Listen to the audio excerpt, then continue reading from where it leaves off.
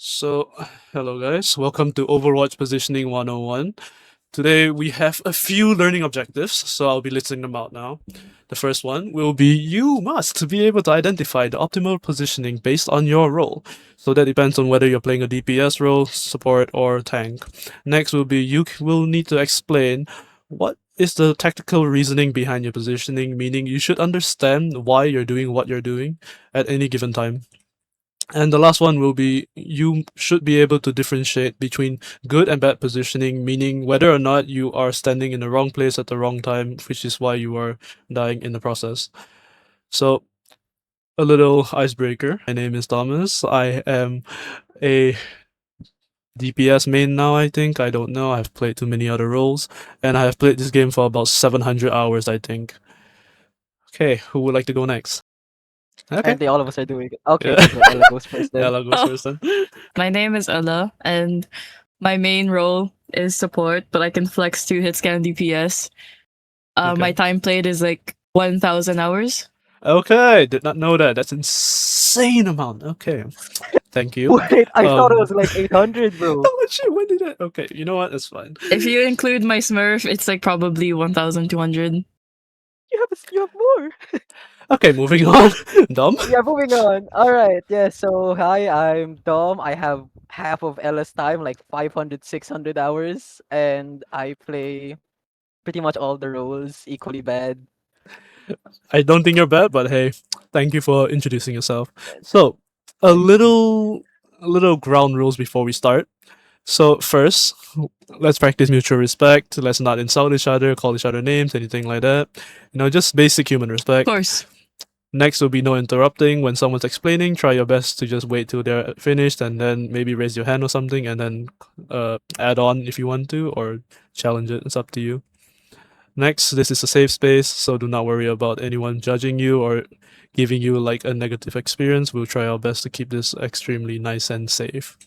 And last but not least, smiley face. I will give time for you to go and ask your questions. So do not worry about that. If you ever need to ask a question in the middle, just feel free to raise up your hand and I will let you talk. And yeah, moving on. So, regarding the micro learning video just now that you watched. So, let's start. Do you guys remember the definition? positioning. Wait, should I have raised my hands? My bad, bro. No, it's fine. It's fine. Go ahead. I was waiting for you. Uh, Positioning is basically where you choose to play depending on like your role and the circumstances, and also your character. Okay, very good. So next, tanks. What should they be doing? They should take space. Take space for the team, hold space. Okay. So realistically, what does that mean? Like, can you give me an example? it means Basically, oh, you go first, Stella. Sure. oh, Yeah. um, basically like, for example, uh, let's say like the enemy team has a ball. Your ball Okay. is their ball is diving your backline, but your backline can handle it since your backline has like an Ana, Mizuki, blah blah blah. So you as a tank, you shouldn't be giving up your space to peel for your team since your team can handle on their own. So your job as tank is to create space and hold that space for your team. Okay. Very good. Very very good. Okay. So what about DPS? Can you give me an example of like how Hold would on. they do this? Oh, bless you. Keep coughing, bro. Sorry, hold on. Nah, it's fine. It's fine. Don't worry about it. Remember, you guys can Wait, take sorry. Can breaks you if you repeat? need to. Okay. Yeah, hold on. Can I drink water? I've been coughing nonstop. Hold on. Yeah, that's fine. That's fine. Don't worry about it. Let's continue. So, Dom, for Yeah. DPS, how would you give an example? What example would you give for this? Um. Hmm. Should I take? I guess. How would I? Basically, you need to just make use of the space that your tank gives. For example, if your tank is let's say like what Ella said, your tank is a ball. So if your Okay. tank starts creating space, you guys should be able to like push up more while the rest of the enemy team makes what do you call it, tries to take care of your tank Okay. by therefore giving the rest of your team space basically. Okay. Very good. Would you say that they should be off angling, going down main, or like where should they be standing? Any ideas? It depends on the character they're using. So, for example, if you're Tracer and your tank is diving their backline, you should go ahead and make use of the space by diving with the tank. And for other characters like let's say Ash or Widow, you can go through main while the others are distracted. So main will be more free. Okay. Very good. Next, supports. Ella, since you are a support main, would you say this Mhm. is an accurate way to play or no? In terms of macro, yes. Okay. So, would you say there are some nuances to this? Yes. Okay. Considering there are dive supports such as Lucio and Kiriko.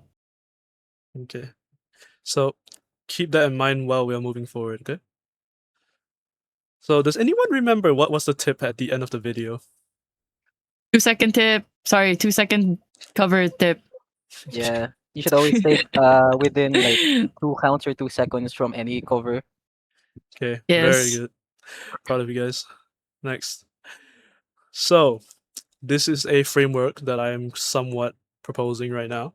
It's called the Positioning Evaluation Framework. So, basically, if you are ever questioning, am I in the right spot? Is my positioning good? Was it my fault? Should I have done something better? You can try and use this in the future to go and think about it. So, number one, what is their main? Sorry, where are they? Are they like main, off angle, flank, and what is their role?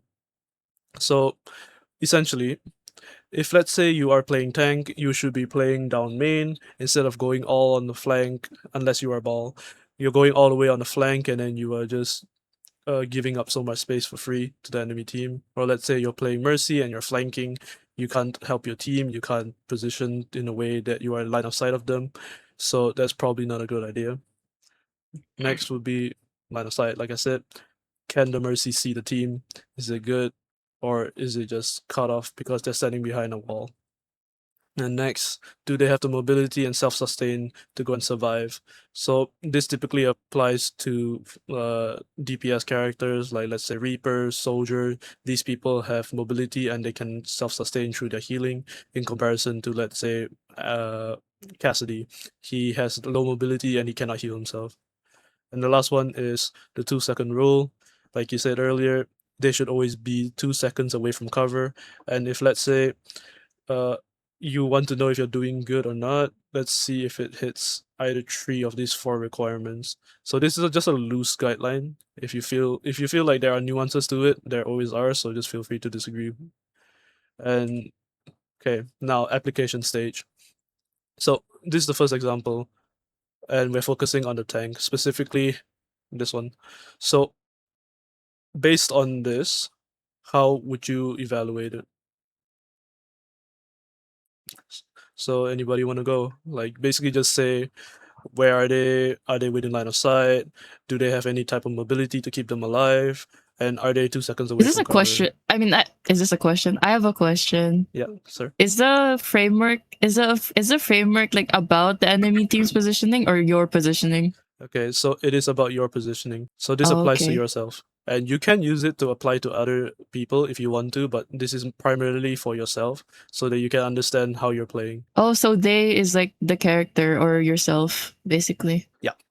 Okay. Good question, by the way. Okay. So does anyone have any do you want to try for this If I can go scenario? ahead. Yeah? Okay, go for it. The Malga's positioning is honestly pretty good. He is currently in cover, and if ever he's in trouble, there's always the Mercy there, the Tracer to follow up. And if he ever needs to like escape, he always has his like tackle, his Mhm. unstoppable tackle. Okay. Very good, thank you. So this would be a good example of the positioning from a tank. So like you said, standing behind cover, line of sight with the Mercy, the Tracer can follow up. So that fits their role as a tank. They should be playing main. They can be seen by the team. They do have the mobility, which is tackle, and they are 2 seconds away from cover. So this meets 4 out of 4, so that means it's good. So next, Ella, would you like to try this? Who are we referring to? So as you can see, there is a lot going on the screen, and Yeah. there's this tank over here There's who an- is half HP and currently getting shot. So, Dom, are you okay? Yeah, I'm fine. Sorry. Nah, it's fine. If you want to take a break, it's okay. Just let me know, okay? No. So I'm good. I'm good. okay. So based on this, would you say that they are doing their job line of sight, and are they like capable of self-sustaining? I would say that they only meet one requirement, Okay. which is they are in line of sight of their team, yes. Okay. But they are with their team, but I wouldn't say that they're like frontlining enough, because considering that there is a Tracer and a Diva who are both mobile characters, I'm assuming that they don't have their mobility cooldowns. Yep.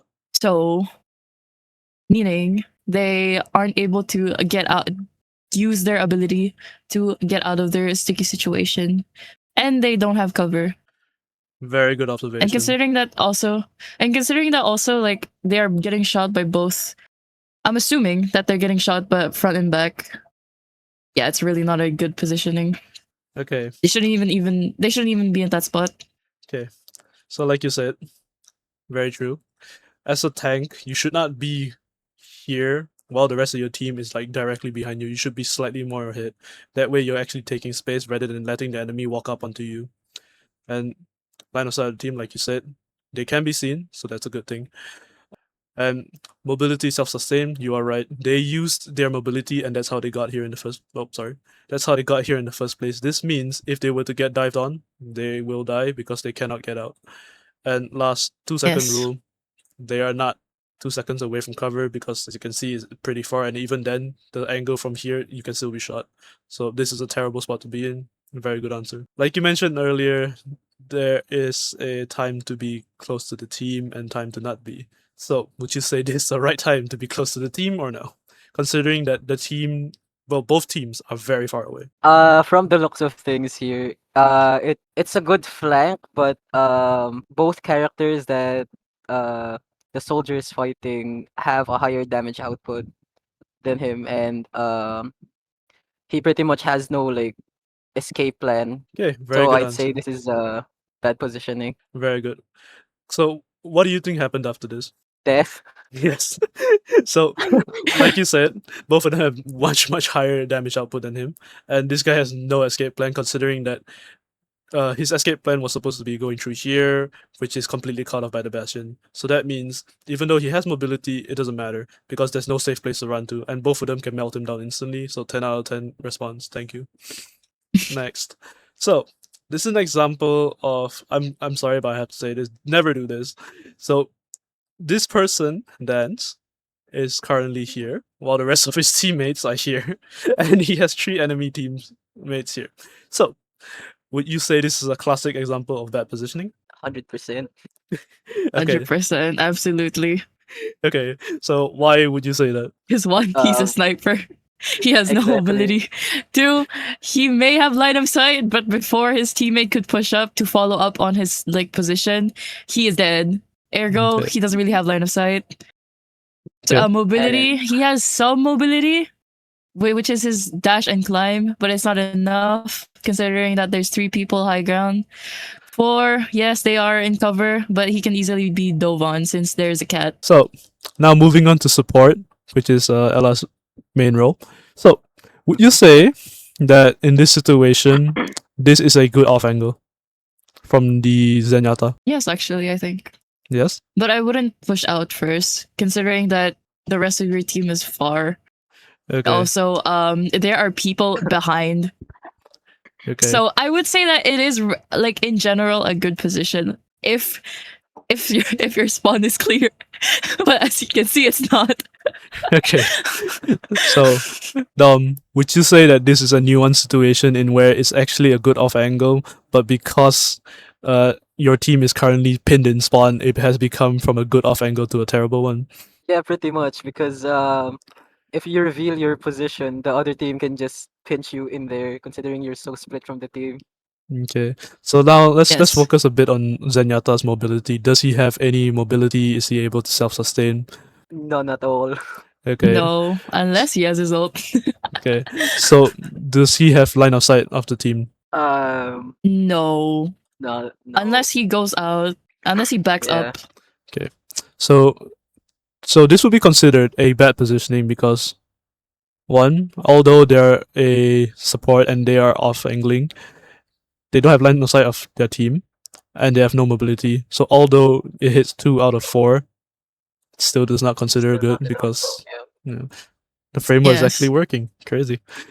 So the gist of it is, the summary of everything is that although you may have good positioning, there could always be better, and there are nuances to everything. So although you might be in a good position at that current time, so let's say like the Bastion and Hanzo. So if let's say he engaged maybe 3 seconds earlier, he would have been able to run away like Dom said.